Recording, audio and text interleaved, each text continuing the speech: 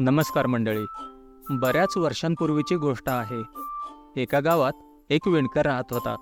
तो स्वभावाने खूपच भोळा होता, म्हणून त्याला सगळे भोळा विणकर म्हणायचे. एके दिवशी तो सूत कातण्यासाठी कापूस घेऊन येत होता. बरेच अंतर चालून आल्यामुळे तो दमला आणि आराम करण्यासाठी एका झाडाखाली बसला. एवढ्यात खूप जोराचा वारा आला आणि त्याच्याजवळचा सगळा कापूस उडून गेला. कापूस उडून गेल्यामुळं बायको खूप रागावेल या विचारानं तो खूपच घाबरला. त्याला काहीच सुचेना. तो तसाच चालत निघाला. रस्त्यात त्याला एक गाढव दिसलं. ते सारखं फुरफुर करत होतं. काहीच सुचत नसल्याने तो देखील गाढवासारखं फुरफुर असा आवाज काढत निघाला. पुढे काही अंतरावर एक फासेपारधी जाळं लावून पक्षी पकडत होता. त्या विणकराची फुरफुर ऐकून आजूबाजूचे सगळे पक्षी उडून गेले. ते पाहून फासेपारधी चिडला. तो विणकरावर खूप ओरडला आणि म्हणाला, तू माझं खूप नुकसान केलं.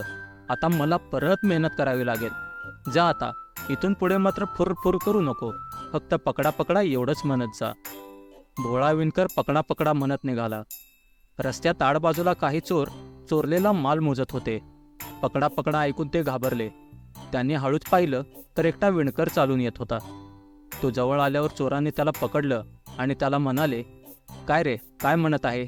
आम्हाला पकडून द्यायचा इरादा आहे का? तू तर म्हणालं पाहिजे, हे राहू द्या, आणखी घेऊन या. समजलं का? विणकर त्यांचं ऐकून हे राहू द्या, आणखी घेऊन या असं म्हणत निघाला. चालत चालत तो एका स्मशानाजवळ पोहोचला. तिथं गावकरी चिता पेटवत होते. त्या गावात महामारी पसरली होती, त्यामुळं अनेक लोक मरत होते. विणकर जवळ आल्यावर लोकांनी त्याला हे राहू द्या, आणखी घेऊन या असं म्हणताना ऐकलं. लोकांना खूप राग आला. ते त्याच्यावर ओरडले आणि म्हणाले, आमच्या गावावर एवढं संकट आलं आहे आणि तू हे काय बोलत आहेस? तू तर म्हणालं पाहिजे, हे तर खूप वाईट झालं. बिचारा विणकर, त्याला खूपच लाज वाटली. तो हे तर खूपच वाईट झालं असं म्हणत निघाला. पुढं गेल्यावर तो एका लग्नाच्या वरातीजवळ पोहोचला. सगळे लोक तिथे खूपच खुश होते. त्यांनी त्या विणकराला हे तर खूप वाईट झालं, हे तर खूप वाईट झालं असं म्हणताना ऐकलं. त्यांचा राग अनावर झाला. ते त्याला मारायला निघाले. बऱ्याच मुश्किलीनं विणकरानं त्यांना समजावून सांगितलं, तेव्हा सगळे लोक शांत झाले.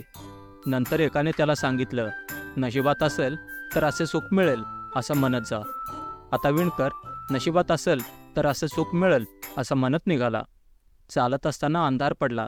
त्याला आठवलं की सकाळी घरातून निघताना बायकोनं सांगितलं होतं, जिथे अंधार होईल तिथेच थांबून झोपा. ते आठवून तो तिथंच एका घरासमोर झोपला. दुसऱ्या दिवशी त्याच्या तोंडावर पाणी पडलं आणि तो एकदम घाबरून जागा झाला.